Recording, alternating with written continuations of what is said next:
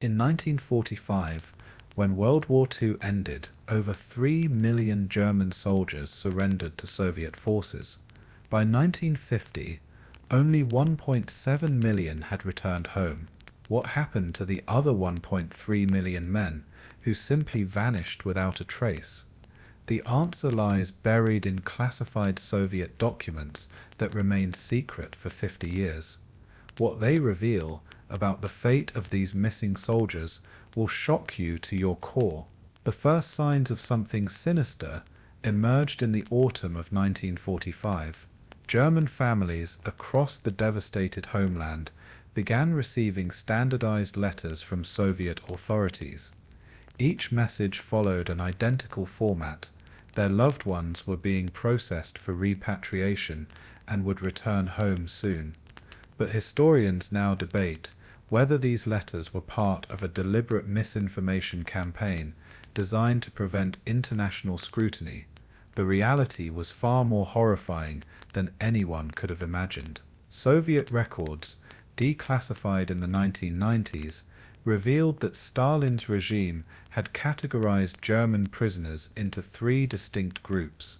The first group consisted of regular Wehrmacht soldiers who would eventually be released. The second included specialists like engineers, doctors, and technicians who would be retained for forced labor projects. The third group represented those deemed politically dangerous or simply expendable. This final category contained hundreds of thousands of men whose names would be systematically erased from official records. Major Heinrich Weber, captured during the fall of Berlin, exemplified the fate of countless others. His wife received confirmation that he was alive and well in a Soviet camp near Moscow. She continued receiving these updates for 3 years, each letter assuring her of his imminent return.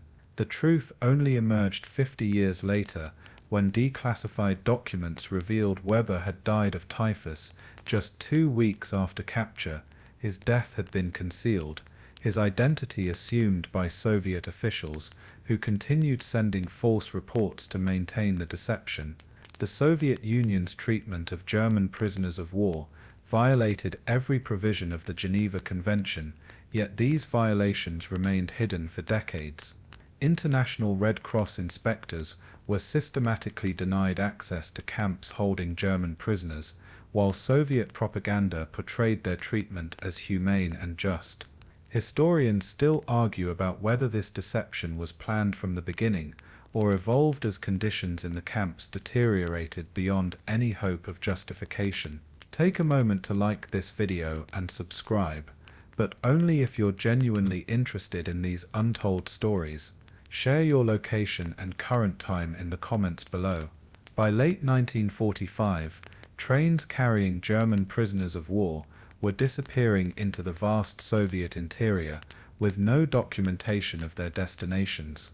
Unlike American and British forces, who repatriated most German prisoners within 2 years, Soviet authorities were implementing something far more systematic and deadly. The missing 1.3 million represented not just individual tragedies, but one of the most successful cover-ups in modern history. The deception began at the highest levels of Soviet leadership. Stalin personally signed Order 7161, a classified directive that reclassified hundreds of thousands of German prisoners of war as special contingent workers rather than prisoners of war. This bureaucratic sleight of hand removed these men from all international monitoring and legal protections. The order specified that no records of their locations or conditions would be shared with foreign governments or humanitarian organizations. Soviet camp administrators received detailed instructions on falsifying documentation. They were ordered to create duplicate prisoner lists, one accurate version for internal use and sanitized versions for international inspection. The falsified records systematically reduced prisoner numbers, eliminated deaths from official tallies, and created fictional repatriation schedules that bore no resemblance to reality. Historians continue to debate whether this level of systematic deception indicates premeditated genocide or simply bureaucratic indifference to human suffering. Lieutenant Colonel Ivan Volkov, who managed prisoner transfers from the German front, later testified that his units received explicit orders to minimize documentation. Prisoner manifests were deliberately incomplete, with many trainloads carrying only rough head counts rather than individual names.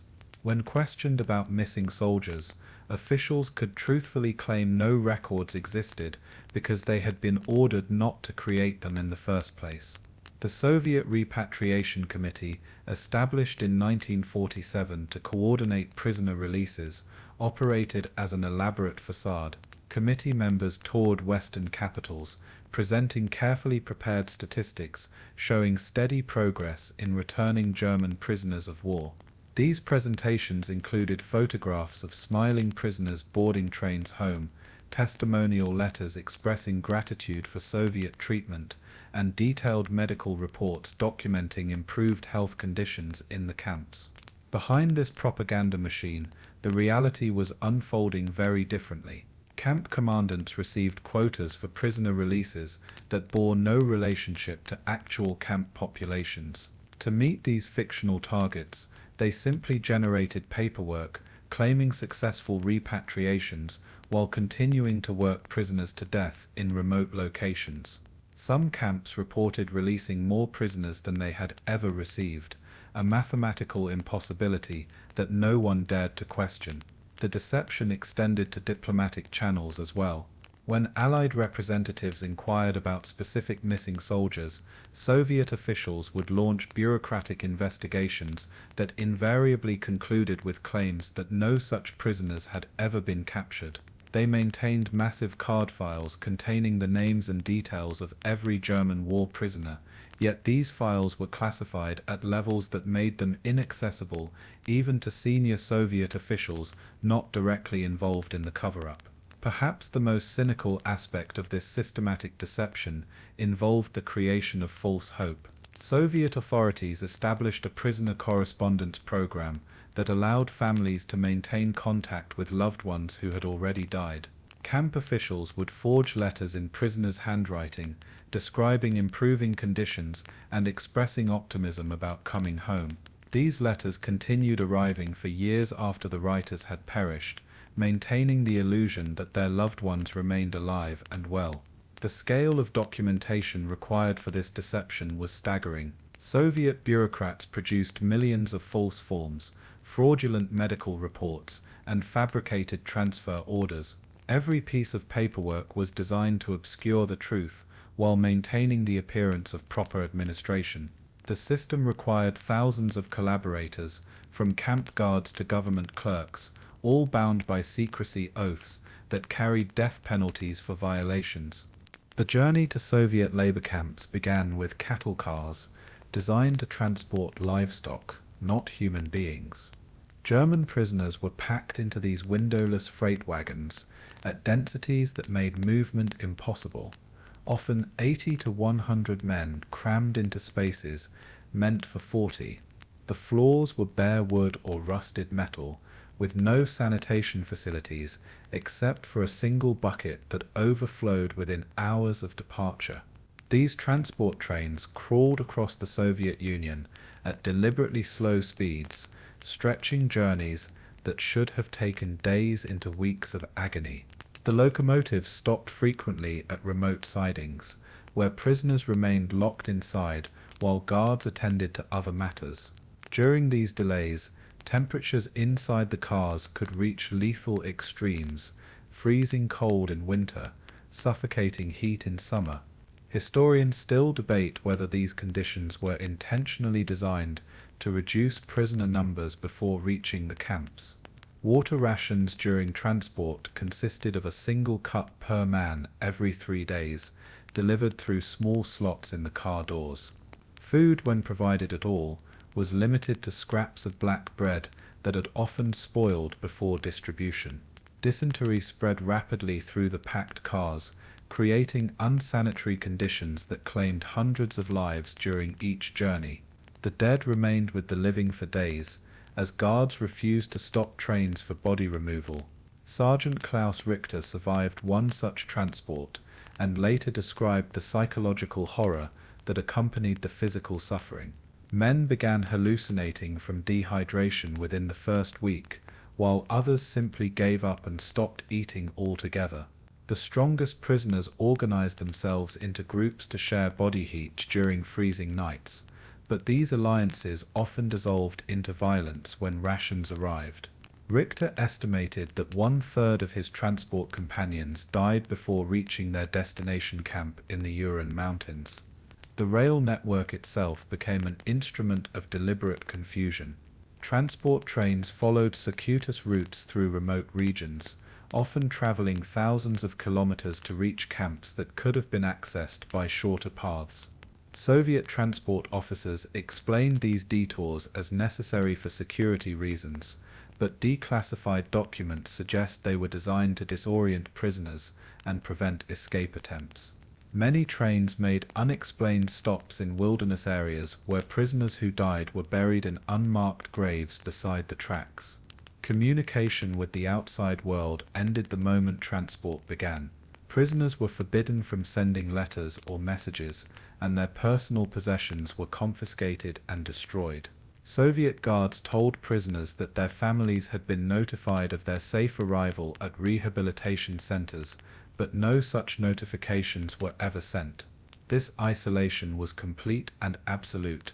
Thousands of men simply disappeared into the Soviet transportation system without leaving any trace of their passage. The psychological impact of these transports was carefully calculated to break resistance before prisoners reached the camps. Guards deliberately spread false information about destinations, sometimes claiming prisoners were being taken home, other times threatening immediate execution. This uncertainty created a state of constant anxiety that left men emotionally shattered by the time they arrived at their assigned labor facilities. Transport casualties were never officially recorded, allowing Soviet authorities to maintain plausible deniability about prisoner welfare. When trains arrived at destination camps with significantly fewer living passengers than when they departed, no investigations were conducted and no explanations were required. The missing men were simply erased from all records, as if they had never existed at all.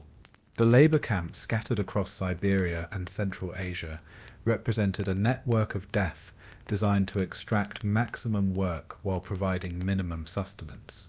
Camp Vorkuta, located 100 miles north of the Arctic Circle, became the most notorious destination for German prisoners of war. Winter temperatures plummeted to -60 degrees Fahrenheit, while summer brought clouds of mosquitoes that could drive men to madness. The camp's official capacity was 15,000 prisoners, but Soviet records show it routinely held over 40,000 German war prisoners in conditions that defied human endurance. Daily food rations at these camps consisted of 400 grams of black bread, watery soup made from potato peels, and occasionally a small piece of salted fish. This diet provided roughly 800 calories per day, less than half the minimum required for survival under normal conditions. Prisoners performing heavy labor in sub-zero temperatures needed at least 3,000 calories daily just to maintain basic body functions. The inevitable result was systematic starvation that reduced strong soldiers to skeletal figures within months of arrival. Work assignments pushed human endurance beyond all reasonable limits. German prisoners labored 12-hour shifts in coal mines, where methane gas explosions killed dozens weekly. Others worked in uranium mines without protective equipment, developing radiation sickness that guaranteed slow, agonizing deaths. Historians continue to debate whether Soviet authorities understood the lethal nature of these work assignments, or simply viewed German lives as expendable resources to be consumed in reconstruction efforts. Medical care in these camps existed only on paper.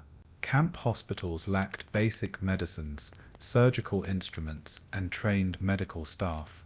Prisoners suffering from dysentery, typhus, or tuberculosis were forced to continue working until they collapsed and died.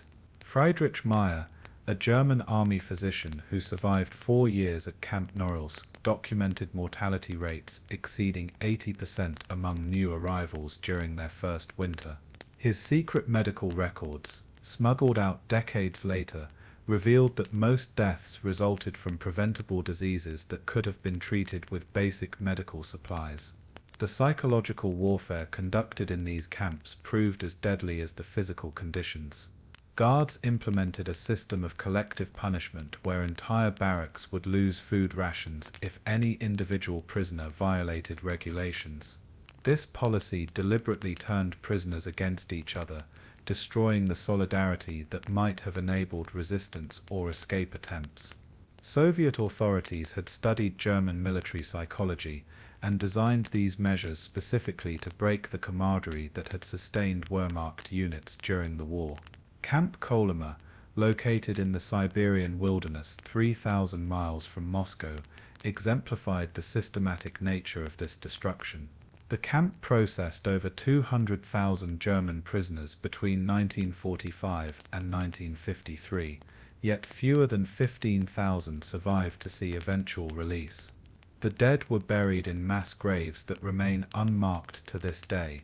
Soviet records classified these deaths as natural mortality, attributing them to the harsh climate rather than deliberate negligence and abuse. Communication between camps was strictly forbidden, preventing prisoners from organizing coordinated resistance or sharing survival strategies. Camp commandants rotated frequently to prevent them from developing sympathy for their charges, while guards received bonuses for maintaining high work productivity regardless of prisoner mortality rates. This system created powerful incentives for brutal treatment while removing any accountability for the consequences. The camps operated as self-contained economic units that generated substantial profits for the Soviet state. German prisoner labor built dams, railroads, and industrial facilities worth billions of rubles, yet the workers received no compensation beyond subsistence rations. This economic exploitation continued for years after the war officially ended, making German war prisoners into a slave labor force that powered Soviet reconstruction efforts. The slave labor system that consumed German prisoners of war operated on an industrial scale that dwarfed even the most ambitious Soviet 5-year plans. Between 1945 and 1953, German prisoners built over 2,000 miles of railroad track across the Soviet Union, including the notorious Salekhard-Agarka Railway that cost an estimated 100,000 lives. They constructed 47 major dams, dozens of hydroelectric facilities, and entire cities that today house millions of Russian citizens. The irony was deliberate and cruel.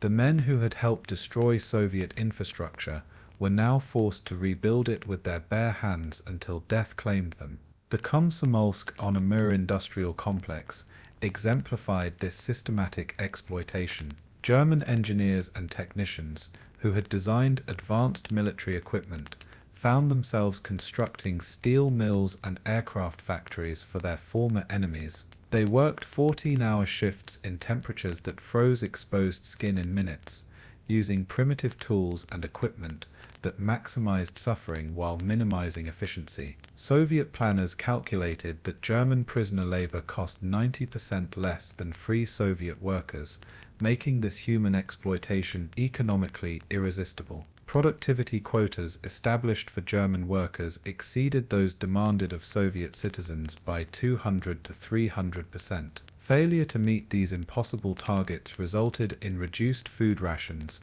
extended work hours, or assignment to even deadlier tasks like asbestos mining or chemical production. Camp administrators received bonuses based on output levels, creating financial incentives for driving prisoners beyond human endurance. Historians debate whether these quotas were designed to extract maximum work or simply accelerate prisoner mortality through systematic overwork. The construction of the White Sea-Baltic Canal consumed over 50,000 German prisoners between 1946 and 1952. They dug the waterway using hand tools, wheelbarrows, and primitive explosives that frequently detonated prematurely. The canal stretched 141 miles through granite bedrock and frozen swampland, requiring the movement of 21 million cubic meters of earth and stone. German prisoners averaged 18 months of survival on this project, with most dying from exhaustion, malnutrition,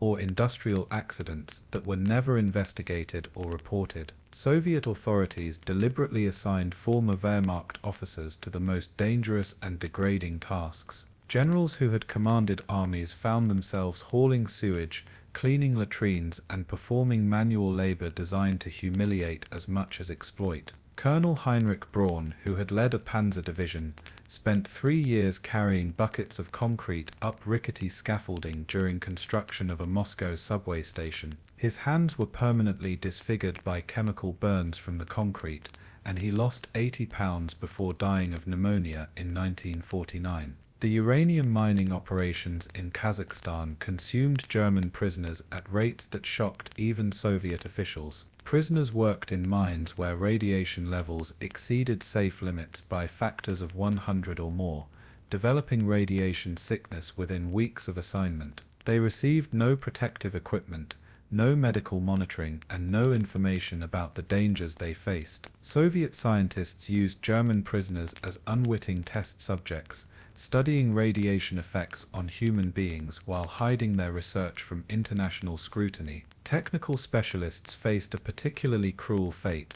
Their expertise kept them alive longer, prolonging their suffering in service to Soviet reconstruction. German rocket scientists were forced to recreate V-2 technology for the Soviet space program, working under conditions that made concentration on complex calculations nearly impossible. Many of these specialists suffered nervous breakdowns from the combination of physical exhaustion and intellectual demands, yet they were forced to continue working until death or complete mental collapse. The profits generated by German prisoner labor funded massive Soviet infrastructure projects that transformed the country into a modern industrial power. Conservative estimates suggest that German war prisoner labor contributed over 50 billion rubles to Soviet reconstruction efforts, equivalent to hundreds of billions of dollars in today's currency. Yet the workers who generated this wealth received only starvation rations and brutal treatment until they died, and were replaced by fresh prisoners from the seemingly endless supply.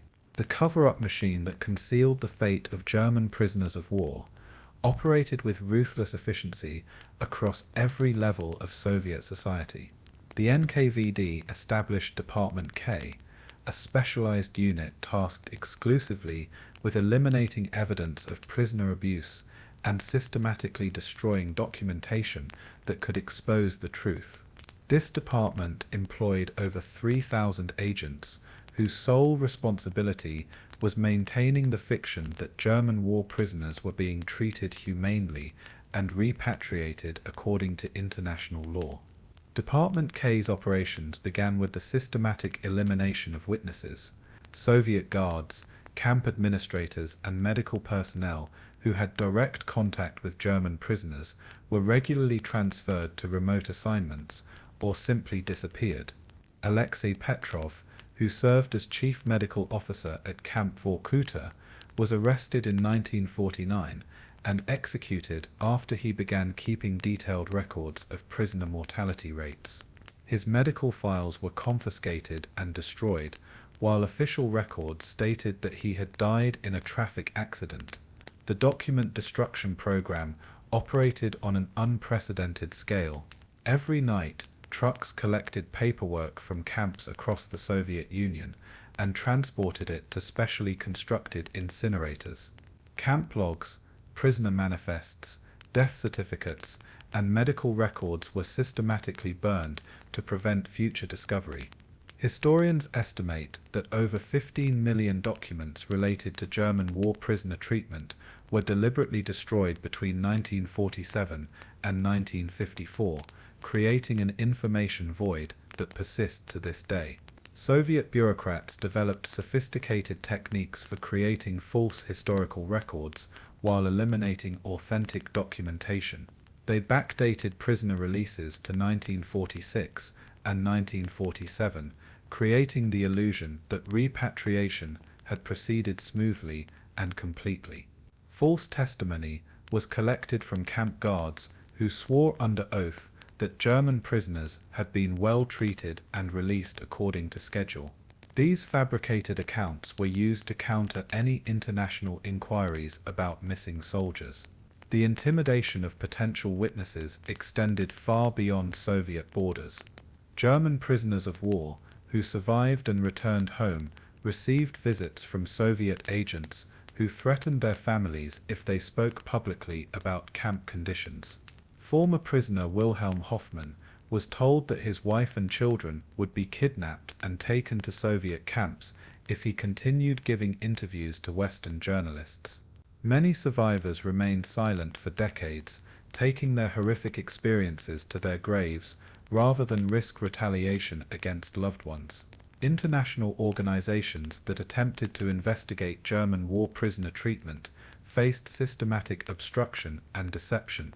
Red Cross representatives were taken on carefully choreographed tours of showcase facilities, while the real camps remained completely hidden.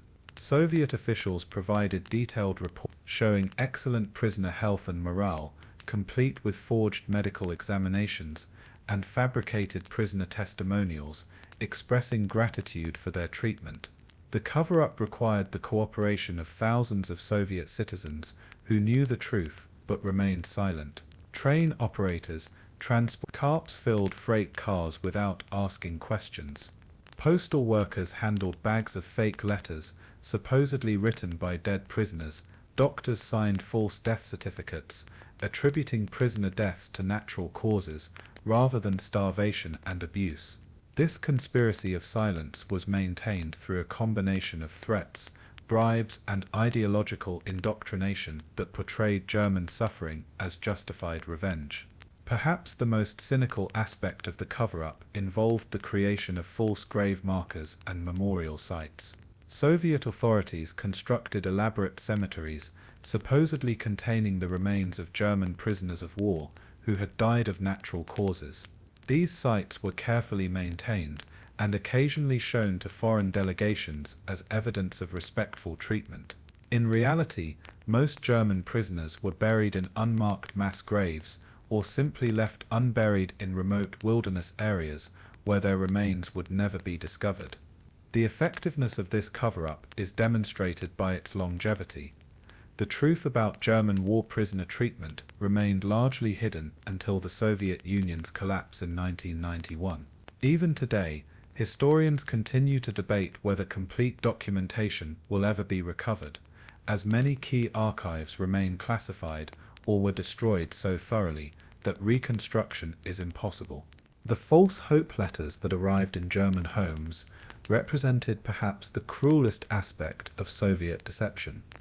These carefully forged communications were produced by a specialized unit within the NKVD that employed handwriting experts, former prisoners who could imitate writing styles, and psychological specialists who understood how to maintain believable emotional connections across years of correspondence. The letters were designed not just to deceive, but to psychologically torture families by sustaining hope for reunions that would never occur. The letter-writing operation required meticulous planning and extensive resources. Soviet agents collected samples of German handwriting from captured documents, personal letters found on prisoners, and writing exercises forced from newly arrived war prisoners before their deaths. These samples were analyzed by experts who could replicate individual writing patterns so precisely that even family members could not detect the forgeries.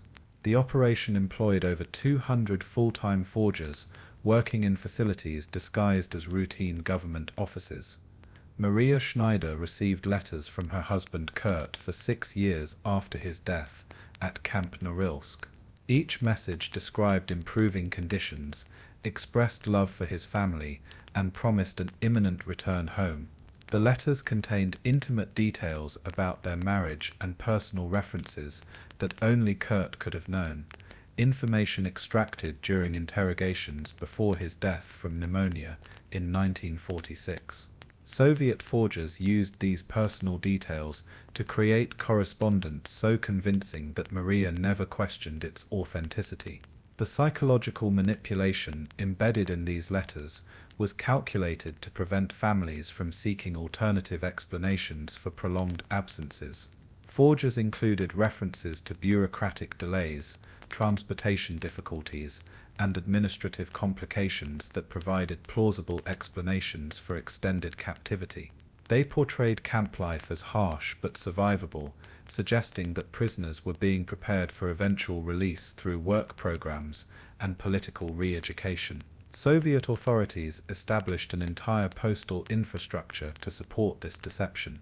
Letters were postmarked from various locations across the Soviet Union to suggest prisoner transfers and movements. Special postal workers, unaware of the forgery program, handled these communications through normal channels, giving them the appearance of legitimate correspondence. The system processed over 50,000 false letters annually at its peak, maintaining hundreds of fictional correspondences for years. The content of these letters evolved over time to reflect changing political circumstances and maintain credibility. During the early post-war years, forgers emphasized reconstruction work and prisoner rehabilitation.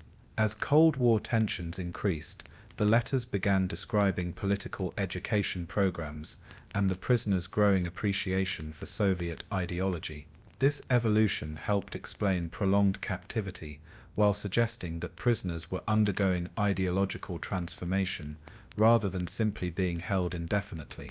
Some families received letters for over a decade, creating multi-generational deceptions that affected children who grew up believing their fathers were alive and well in Soviet camps. These children often developed elaborate fantasies about eventual reunions, planned celebrations for their fathers' returns, and maintained emotional connections to men they had never really known. The psychological damage inflicted on these families was immeasurable and often permanent. The false letter program required constant maintenance and updating to prevent detection. Forgers had to remember details from previous letters, maintain consistent emotional tones, and incorporate current events that prisoners would plausibly know about. This complexity led to occasional mistakes, references to events that occurred after a prisoner's death, or inconsistencies in handwriting that raised suspicions. When families began questioning these discrepancies, Soviet authorities would claim that prison conditions were affecting prisoners' mental states and writing abilities. The cruelest aspect of this program was its open-ended nature. Unlike other deceptions that had specific goals and timelines, the false letter campaigns continued indefinitely, sometimes outlasting the Soviet officials who had initiated them. Families received final letters claiming that their loved ones had decided to remain in the Soviet Union voluntarily, choosing new lives over return to defeated Germany. The secret testimonies that eventually emerged decades later revealed horrors that even the most pessimistic estimates had failed to anticipate. These accounts came from the handful of German prisoners of war who survived long enough to be released during Khrushchev's limited amnesty programs in the 1950s. Men who had endured over a decade of systematic brutality before returning to a Germany that had moved on without them. Their testimonies were initially dismissed as exaggerated revenge fantasies, but careful verification proved their accuracy in disturbing detail. Hans Meller returned to Munich in 1956, weighing 89 pounds, having lost his left arm to frostbite and most of his teeth to scurvy. His testimony described Camp Magadan, where German prisoners were forced to work in gold mines using mercury-based extraction processes that poisoned them slowly and painfully.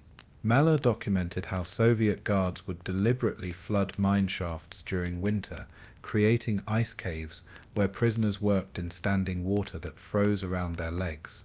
Historians initially questioned these accounts until declassified Soviet mining reports confirmed the use of flooding as a routine extraction technique. The testimony of former Wehrmacht Captain Friedrich Wenzel revealed the systematic nature of medical experimentation conducted on German prisoners. At Camp Sverdlovsk, Soviet doctors tested experimental treatments for typhus, tuberculosis, and malnutrition by deliberately infecting healthy prisoners and monitoring their responses to various drugs. Wenzel described watching hundreds of men die from experimental treatments that Soviet researchers knew to be lethal, their deaths recorded as valuable scientific data rather than human tragedies. These survivor accounts documented a level of calculated cruelty that transcended mere negligence or wartime brutality. Former prisoner Joseph Hartmann testified about psychological torture techniques designed specifically to break German military discipline and pride. Soviet guards forced former officers to perform degrading acts, including eating excrement, crawling on hands and knees while barking like dogs, and publicly denouncing their military service and homeland. These humiliations were carefully designed to destroy psychological resistance and reduce proud soldiers to broken, compliant workers. The testimonies revealed that Soviet authorities had categorized German prisoners into experimental groups to test different approaches to physical and psychological destruction. Some camps focused on starvation studies, systematically reducing food rations to document the effects of prolonged malnutrition on work capacity. Other facilities specialized in exposure experiments, forcing prisoners to work in sub-zero temperatures without adequate clothing to study hypothermia and frostbite progression. Perhaps the most disturbing testimonies involved the fate of prisoners who attempted escape or resistance. Former prisoner Klaus Weber described the punishment camps where recaptured escapees were sent to die slowly and publicly. These men were stripped naked and chained to posts in camp courtyards, where they were left to freeze to death over several days, while other prisoners were forced to watch. The display served as both punishment and deterrent, demonstrating the futility of resistance while traumatizing witnesses. The survivor testimonies also revealed the extent to which Soviet authorities had studied and exploited German psychology. Guards used knowledge of German family values and military honor to create specifically targeted torments. Prisoners were forced to write letters denouncing their own families, sign documents confessing to war crimes they had not committed, and participate in propaganda films portraying German soldiers as cowardly and incompetent. These accounts documented systematic sexual abuse and humiliation that Soviet authorities used as weapons of psychological warfare. Male prisoners were subjected to degrading medical examinations, forced nudity in freezing temperatures, and sexual violence designed to destroy masculine identity and military pride. The testimonies revealed that these abuses were not random acts of individual cruelty, but organized policies implemented according to detailed psychological profiles of German military culture. The verification process for these testimonies took decades, as historians worked to corroborate accounts that seemed almost too horrific to believe. Cross-referencing survivor statements with Soviet documents, camp records, and physical evidence gradually confirmed the accuracy of even the most extreme claims, revealing a systematic program of destruction that exceeded the boundaries of conventional warfare or even genocide. The political calculations behind Stalin's systematic imprisonment and elimination of German prisoners of war reflected Cold War strategy as much as wartime revenge. Stalin recognized that returning German prisoners would create a powerful propaganda problem for the emerging Soviet Empire. These men had witnessed Soviet brutality firsthand, understood the gap between communist propaganda and reality, and could provide devastating testimony about conditions in the world's first socialist state. Their elimination was not merely cruel, it was strategically necessary for maintaining Soviet international credibility. The timing of prisoner releases and eliminations correlated directly with international political pressures and diplomatic negotiations. When Western allies demanded access to German war prisoners in 1947, Stalin authorized the release of carefully selected prisoners who had been indoctrinated, threatened, or broken psychologically to ensure their silence.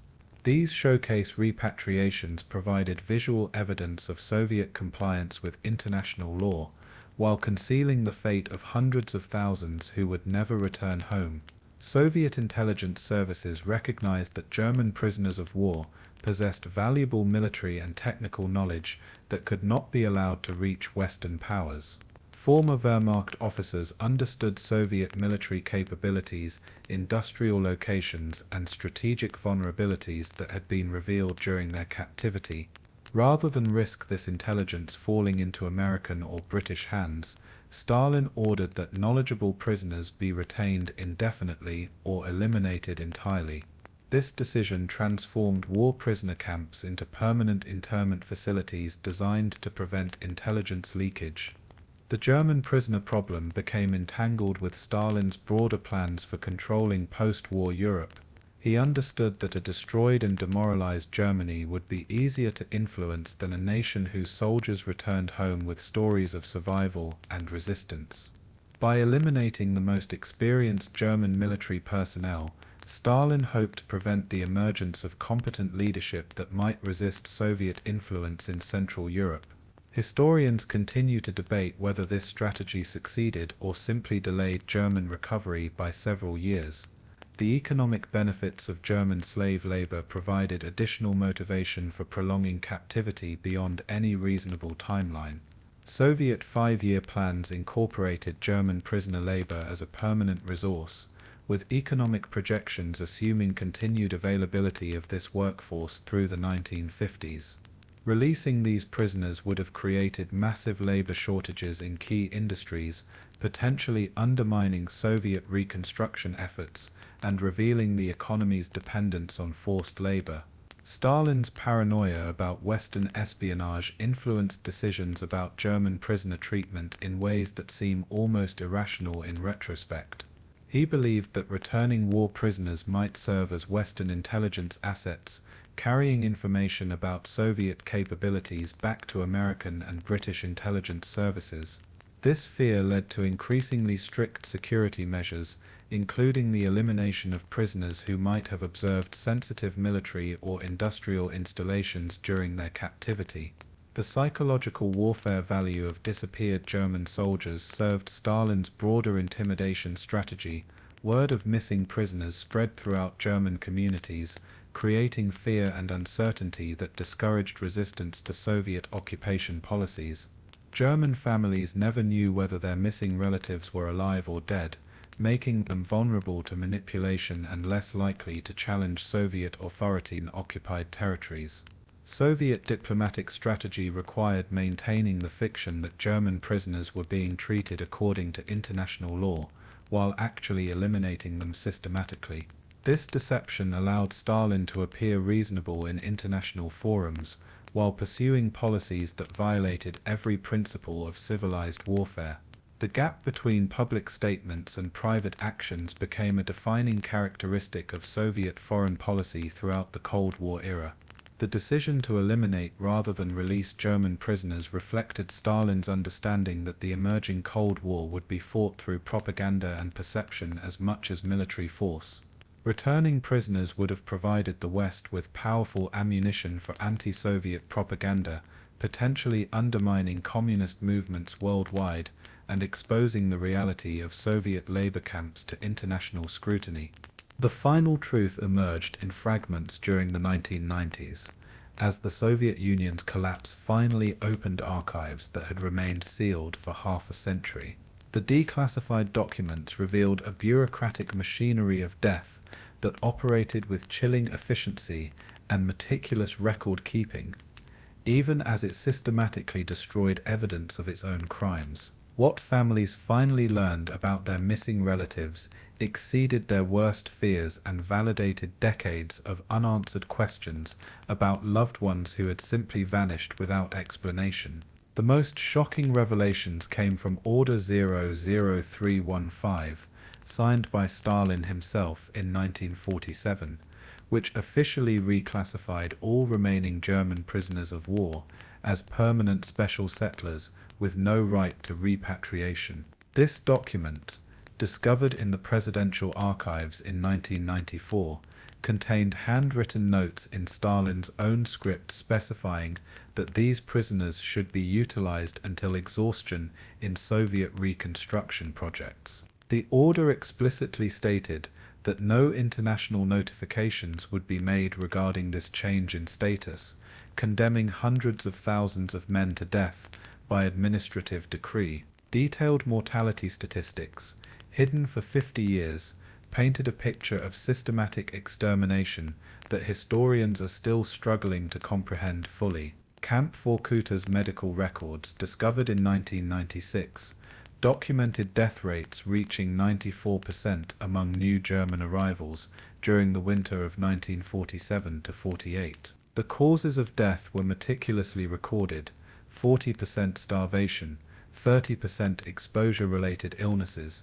15% industrial accidents, 10% disease outbreaks, and 5% listed simply as failure to adapt. These clinical descriptions masked individual tragedies on an almost incomprehensible scale. The archive revelations included personal testimonies from Soviet officials who had participated in the cover-up, but recorded their doubts in private diaries and letters. Colonel Viktor Antonov, who supervised prisoner transports, wrote to his wife in 1949, describing trainloads of German corpses being dumped in unmarked graves across Siberia. His letters, discovered after his death, revealed that even hardened Soviet officers were disturbed by the systematic nature of prisoner elimination and the elaborate deceptions required to conceal it. Perhaps the most heartbreaking discoveries were the authentic final letters that German prisoners had written before their deaths, letters that were never sent but preserved in camp files as potential evidence of prisoner morale. These documents revealed men who understood they would never return home, but continued hoping their families would eventually learn their fate. Sergeant Otto Klein wrote to his wife in 1951, "I know you will never receive this letter, but I want someone to know that I thought of you and our children until the very end." The declassified files revealed that Soviet authorities had maintained detailed records of every aspect of the prisoner elimination program, including cost-benefit analyses of different killing methods and efficiency reports on various camps' mortality rates. These documents demonstrated that the destruction of German prisoners of war was not the result of neglect or wartime chaos, but a carefully planned and systematically implemented policy of extermination through forced labor and deliberate starvation. International investigation teams, granted access to previously classified materials, discovered evidence of war crimes that exceeded anything documented at the Nuremberg trials. The systematic nature of prisoner abuse, the deliberate falsification of repatriation records, and the coordinated international deception represented violations of international law on a scale that challenged existing frameworks for understanding genocide and crimes against humanity. The families who finally learned their relatives' fate in the 1990s faced a cruel irony. The truth came too late for justice, too late for closure, and too late for the generation that had spent their lives wondering and hoping. Many German families had already held memorial services and moved on with their lives, only to discover that their intuitive fears about their missing relatives' fate had been tragically accurate all along. If you found this story as powerful as we did, please like this video and subscribe to our channel. Share your thoughts and your location in the comments below. Where are you watching from, and what time is it there? We'll see you in the next video, where we continue exploring these hidden chapters of history. Until then, take care.